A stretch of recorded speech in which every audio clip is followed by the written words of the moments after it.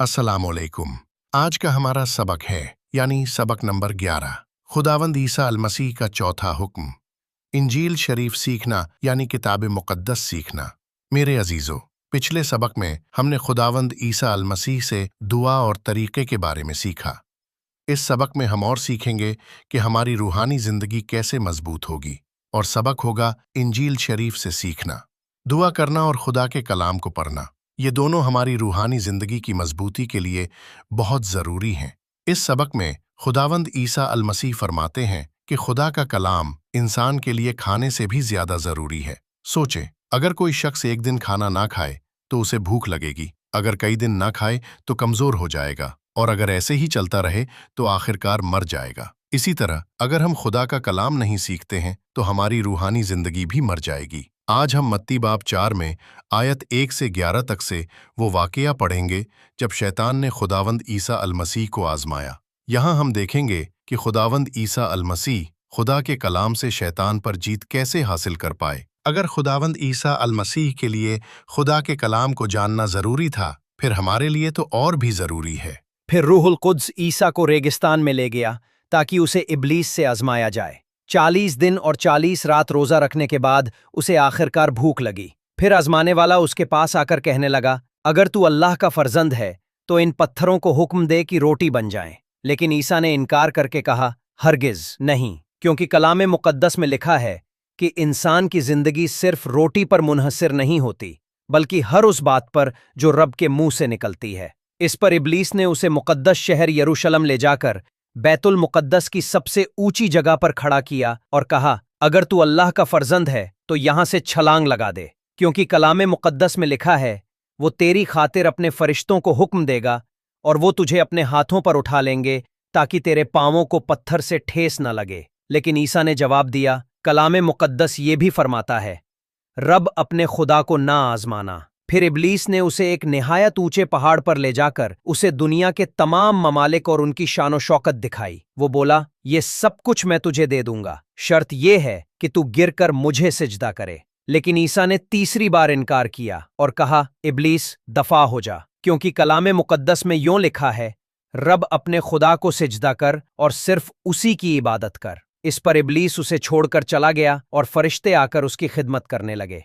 इस वाक़ये से हम खुदावंद ईसा अल मसीह के बारे में क्या सीखते हैं? सबसे पहले हम देखते हैं कि उनका रोज़ा बहुत ताकतवर था। उन्होंने 40 दिन और 40 रात रोज़ा रखा। उन्होंने सिर्फ दिन में ही नहीं बल्कि रात में भी रोज़ा रखा। हम ये भी देखते हैं कि खुदावंद ईसा अल मसीह को खुदा के कलाम का इल्म था। 3 बार उन्होंने तौरात शरीफ से हज़रत मूसा अलैहिस्सलाम की किताब से हवाला दिया। जब शैतान ने उनसे कहा कि पत्थरों से रोटी बना लो, मसीह ने फरमाया, क्योंकि कलाम मुक़द्दस में लिखा है कि इंसान की जिंदगी सिर्फ रोटी पर मुनहसर नहीं होती, बल्कि हर उस बात पर जो रब के मुंह से निकलती है। जब शैतान ने उनसे कहा कि अपने आप को यरूशलेम की बैतुल मुक़द्दस की चोटी से गिरा दो, मसीह ने फरमाया, कलाम मुक़द्दस ये भी फरमाता है, रब अपने खुदा को ना आजमाना।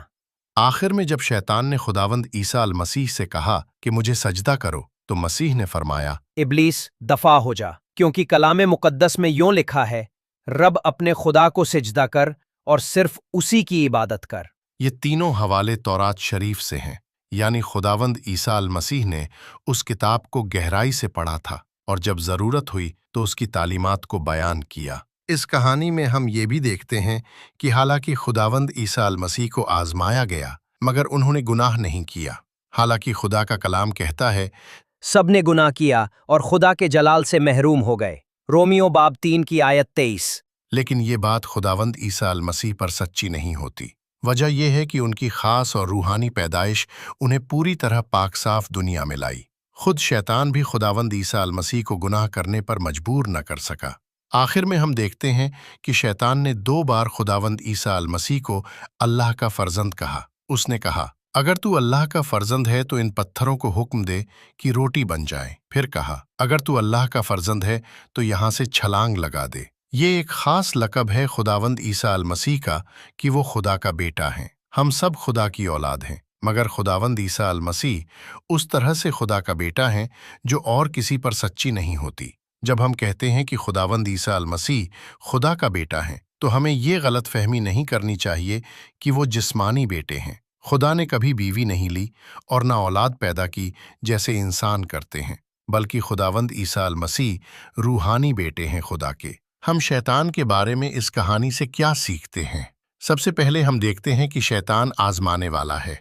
उसने 3 बार कोशिश की कि खुदावंद ईसा अल मसीह को गुनाह पर ले आए, मगर नाकाम हुआ।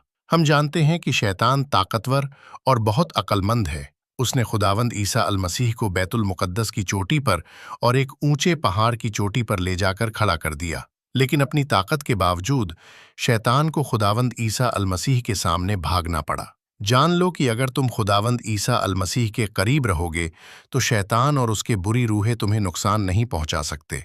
जान लो कि इस दुनिया में हर इंसान पर आजमाइश आती है। कुछ लोग आजमाए जाते हैं तब, और कुछ लोग खुदा के रास्ते पर कायम रहते हैं। अगर हम खुदावंद ईसा अल मसीह के पैरोकार बनना चाहते हैं तो हमें गुनाह को ठुकराना होगा जब आजमाइश आए। मगर ये भी जान लो कि जब हम नाकाम हों तब भी खुदावंद ईसा अल मसीह हमसे मोहब्बत करते हैं। खुदावंद ईसा अल मसीह की पैरवी करने के लिए आपको उनकी तालीमात पढ़नी होंगी ताकि आप आजमाइश और शैतान के मुकाबले में खड़े रह सको। हज़रत ईसा अल मसीह की तालीमात इंजील शरीफ में मौजूद हैं। इंजील शरीफ 27 किताबों पर मुश्तमिल है और कुल 260 बाब हैं। अगर आप रोज 3 बाब पढ़ें तो सिर्फ 3 महीनों में पूरी इंजील शरीफ खत्म कर सकते हो। 3 बाब पढ़ने में सिर्फ 15 मिनट लगते हैं। ये अमल आपकी रूहानी जिंदगी को बहुत मजबूत कर देगा। सबसे अच्छा आगाज इंजील शरीफ की पहली किताब से करना है, जिसे इंजील मत्ती कहते हैं। अगर आप पढ़ नहीं सकते तो खुदा का कलाम सुने। अपने मोबाइल में इंजील शरीफ की ऑडियो रिकॉर्डिंग डालें और रोज सुने, बार बार सुने, और आपकी रूहानी जिंदगी बहुत तरक्की करेगी। जैसे जैसे आप इंजील शरीफ की तालीमात और दुआ में बढ़ते जाएंगे, वैसे वैसे आप खुदा के और करीब होते जाएंगे। खुदा हाफिज मेरे दोस्तों।